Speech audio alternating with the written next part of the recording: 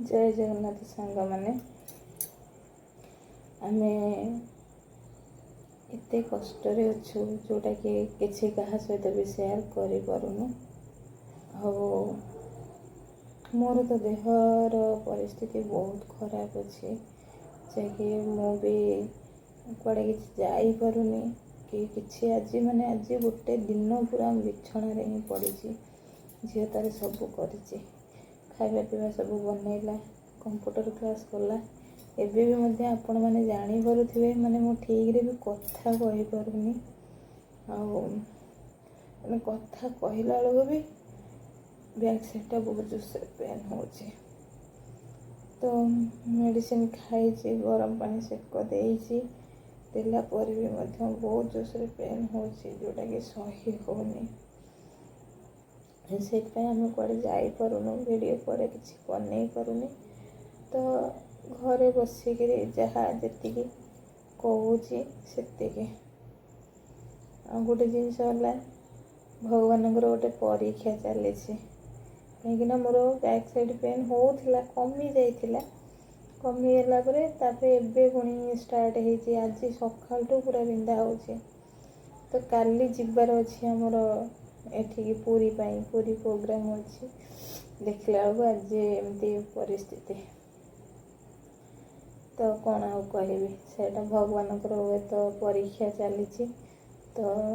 भगवान परीक्षा नौ देखिए कि केते दूर मैं एतिकी कष्टता को देवी केते दूर से मो ऊपर तार विश्वास अच्छी कि से आसीपर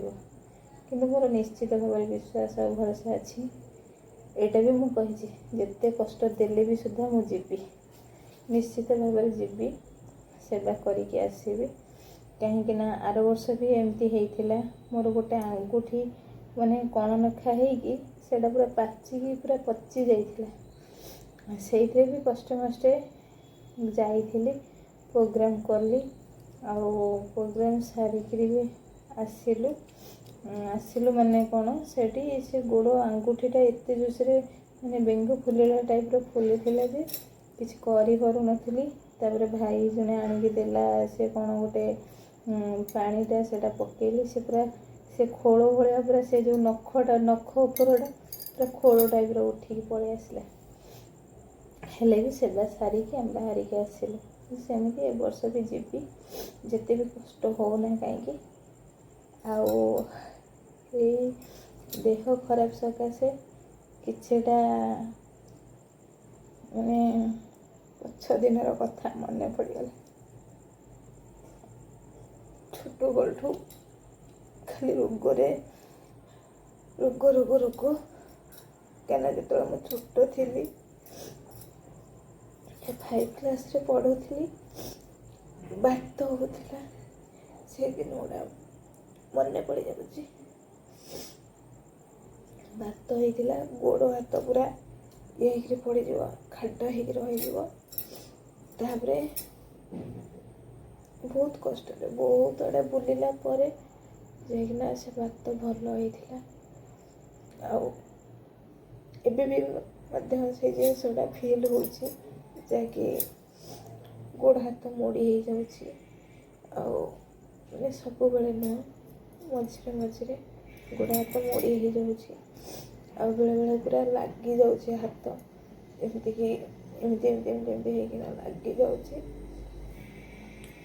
सेटा मुझे फिल कर समय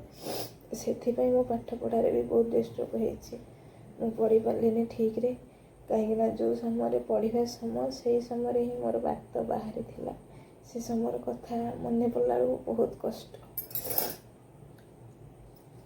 से गोड़े भी एपर्यंत चिन्ह अच्छी मुझे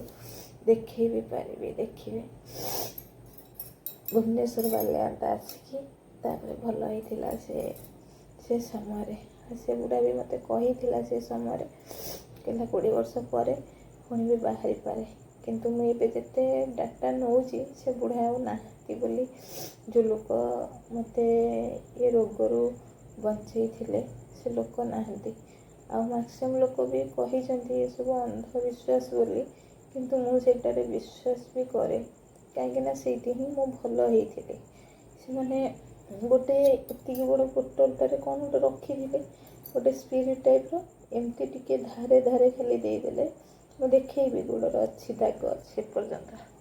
ଧାରେ ଧାରେ ଟିକେ ଦେଇଦେଲା ପରେ ସେଇଟା ଜଳାପୋଡ଼ା ବହୁତ ଜୋସ୍ରେ ହେଲା ପରେ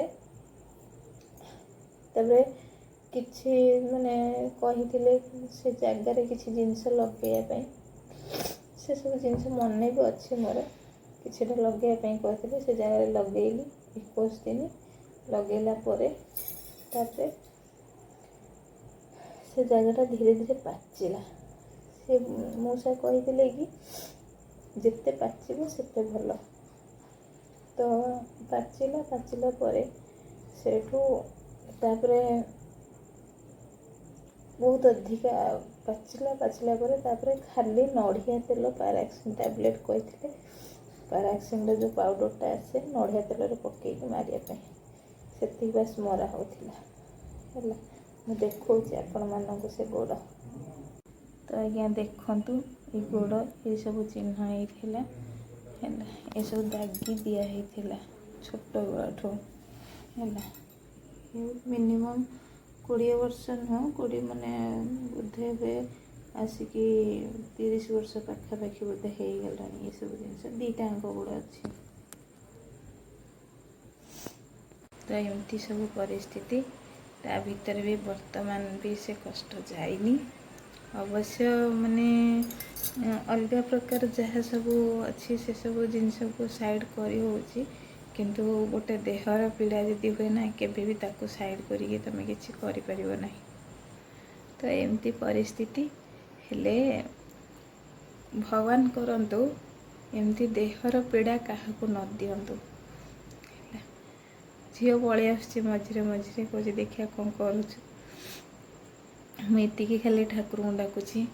ଦେହର କଷ୍ଟ ଯେତିକି ମୋତେ ଭଗବାନ ଦେଇଛନ୍ତି, ମାନେ ରୋଗାଗ୍ରସ୍ତ ଛୋଟବେଳଠୁ, ଭଗବାନ କରନ୍ତୁ କାହାକୁ ଏମିତି କଷ୍ଟ ନ ଦିଅନ୍ତୁ। ସବୁଠୁ ମାନେ ଯମ ଯନ୍ତ୍ରଣା ଥିଲା ଗୋଡ଼ ଯେତେବେଳେ ନଛା ହେଇଥିଲା, ଆଉ ତାପରେ ବର୍ତ୍ତମାନ ଆଜିର ପରିସ୍ଥିତି ଯାହା, ସେଇଟା ମୁଁ କହି ବି ପାରୁନି କେତେ କଷ୍ଟ ହେଇଛି। ଆଉ ମୋ ଝିଅ ଅଛି ବୋଲି ମୁଁ ବଞ୍ଚିଗଲି,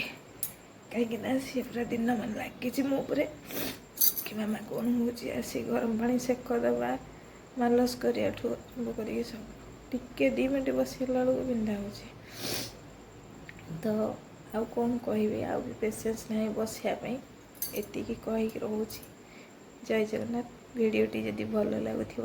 ଲାଇକ୍ କରିବେ, ଆଉ କମେଣ୍ଟ ମାଧ୍ୟମରେ ଆପଣମାନେ ଜଣାଇବେ କି ମୋର କଥା କେମିତି କ'ଣ ଲାଗିଲା। ଆଉ ଅଲଗା କିଛି ଭିଡ଼ିଓ ଆଣିବା ପାଇଁ ମୁଁ ଚେଷ୍ଟା କରୁଛି, କୁଆଡ଼େ ଗଲେ ନିଶ୍ଚିତ ଭାବରେ ଭଲ ଭିଡ଼ିଓ ଆସିବ, ଲଙ୍ଗ୍ ଭିଡ଼ିଓ ଆସିବ, ଆପଣମାନେ ଦେଖିବେ। ରହିଲି, ଜୟ ଜଗନ୍ନାଥ।